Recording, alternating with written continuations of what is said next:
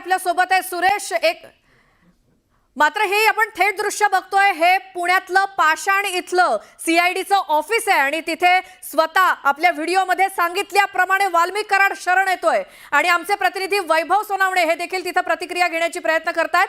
मात्र वाल्मिक कराड तिथे काही बोलेल असं वाटत नाही। मात्र त्यांनी व्हिडिओच्या माध्यमातून सांगितलेलं आहे की मी पुण्याच्या पाषाण इथल्या सीआयडी ऑफिसमध्ये मी शरण येतोय आणि त्याने व्हिडिओच्या माध्यमातून शरण येत असल्याची माहिती जाहीरपणे दिलेली आहे। आणि आता पुण्यातल्या पाषाण इथल्या या सीआयडीच्या ऑफिसमध्ये वाल्मिक कराड पोहोचलाय आणि तिथे मोठी झटापट दिसते। माध्यमांचे प्रतिनिधी आहेत, पोलीस आहेत आणि सीआयडीचं ऑफिस जे पुण्यातल्या पाषाण इथे सकाळपासून ही सगळी वातावरण निर्मिती झालेली होती। शंका होती, शक्यता होती की वाल्मिक कराड आज शरण येणार आणि त्याप्रमाणे स्वतः वाल्मिक कराडनं शरण येण्याआधी एक व्हिडिओ प्रसारित केला आणि या व्हिडिओच्या माध्यमातून आपण पुण्यामध्ये असून पुण्यातल्या सीआयडीच्या पाषाण इथल्या ऑफिसमध्ये मी शरण येत असल्याचं जाहीर त्यांनी केलं एका व्हिडिओच्या माध्यमातून। आणि वाल्मिक कराड काही क्षणात लगेचच पुण्यातल्या पाषाण इथल्या ऑफिसमध्ये दाखल देखील झालाय आणि मात्र सगळ्या माध्यमांच्या प्रतिनिधींचा इथे गराडा आहे आणि पोलिसांचा सुद्धा तिथे बंदोबस्त आहे। मात्र आज सकाळपासूनच पोलिसांचा बंदोबस्त या सीआयडीच्या ऑफिस बाहेर पाषाणमध्ये होता,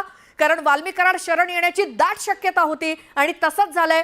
शरण यायच्या आधी काही मिनिटं अगोदर वाल्मिक कराडनं आपण शरण येत असल्याचं आणि तेही पुण्यातल्या पाषाण रोड इथल्या सीआयडीच्या ऑफिसमध्ये शरण येत असल्याचं जाहीर केलं होतं आणि आता वाल्मिक कराड शरण आलेला दिसतोय। आपल्याला दृश्यामध्ये स्पष्टपणे दिसतंय वाल्मिक कराड सीआयडीच्या पुण्यातल्या पाषाण रोड इथल्या ऑफिसमध्ये शरण आलाय।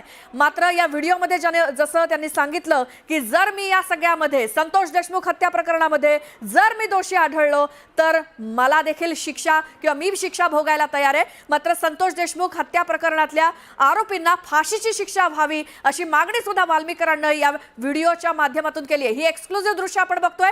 वाल्मिक कराड इतक्या दिवसापासून सीआयडी ज्या वाल्मिक कराडच्या शोधात होती त्या वाल्मिक कराडनं स्वतः आत्मसमर्पण केलंय, सरेंडर मी होत असल्याचं जाहीर केलं आणि आता काही मिनिटांपूर्वीचा व्हिडिओ आपण वाल्मिक कराडचा बघितला की मी पुण्यामध्ये सीआयडीच्या ऑफिसमध्ये शरण येतोय असं सांगतानाच काही मिनिटांमध्ये वाल्मिक कराड गाडीतनं सीआयडीच्या ऑफिस समोर दाखल झाला आणि अर्थातच माध्यमांचे प्रतिनिधी आज सकाळपासून वाट बघत होतेच, कारण जशी शक्यता होती, अगदी दाट शक्यता होती की वाल्मिक कराड आजच सरेंडर होणार आणि तशा हालचाली सुद्धा सीआयडीच्या ऑफिस बाहेर होत्या, कारण वरिष्ठ दर्जाचे सगळे ऑफिसर्स हे आज सीआयडीच्या ऑफिसमध्ये दाखल झालेले होते आणि ज्या वेळेला वाल्मिक कराड गाडीतनं उतरला त्यावेळी माध्यमांचे प्रतिनिधी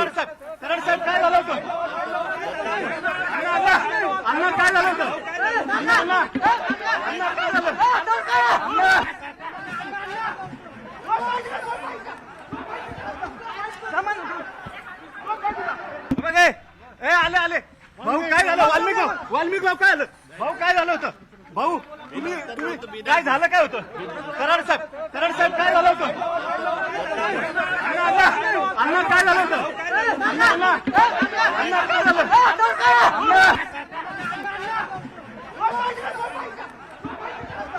सुरेश जाधव आमचे प्रतिनिधी आपल्या सोबत आहेत। सुरेश, काही मिनिटां